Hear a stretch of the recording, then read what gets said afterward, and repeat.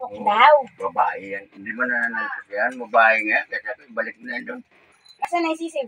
Nandyan. Babae din ang sisiw. Babae. Kaya ayaw ko. Gusto ko lalaki. Kaya naman pala binalik mo, binigyan mo na lang mo kang alagain eh. Hindi mo yan. Alpak man yan. Inalpasasan. Alin ba yung itim na, Mamamalo kasi yun dyan. yung itim na kinuha mo dito? Oo. Yung may dalawang sisiw? Binalik mo isa na ng sisiw. Isa na matay ang isa. Sari-sari ka talaga. Gusto ko lalaki. Babae. Ba yan? So nga, ano pa kami ng lalaki. Yung mga bagong sisiw dyan, itago mo. Ibabaan, yung may dalaw ko nga ako doon, babae, kaya ko dalhin mo nga doon. Dadalhin mo nga yan.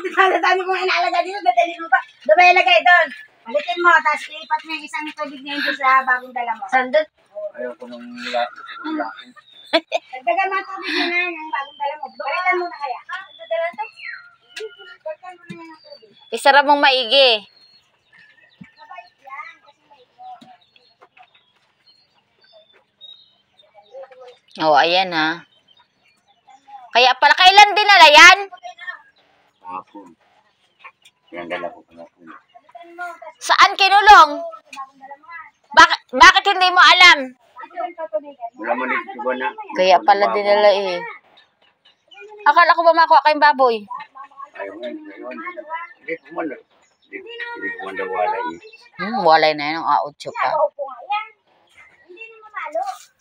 Hindi nga. Mamalo lang yan sa ano, manok. Wala kayong pera pambayad. Huwag mo ng paraan. Ang gusto kasi nung kukuhanan ay 10. Ay 6 lang ang kaya namin. Wala kang pera. Wala nga akong pera. Ano tayo? Bulong na. Utro. Mabarayan na yata ko kasi.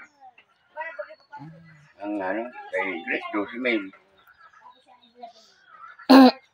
Mahal na bukas, 20 mil ang nilibigay.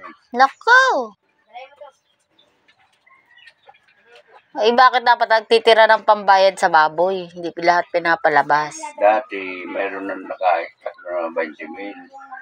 Pambaboy nga. Ay ba, nakubos niya.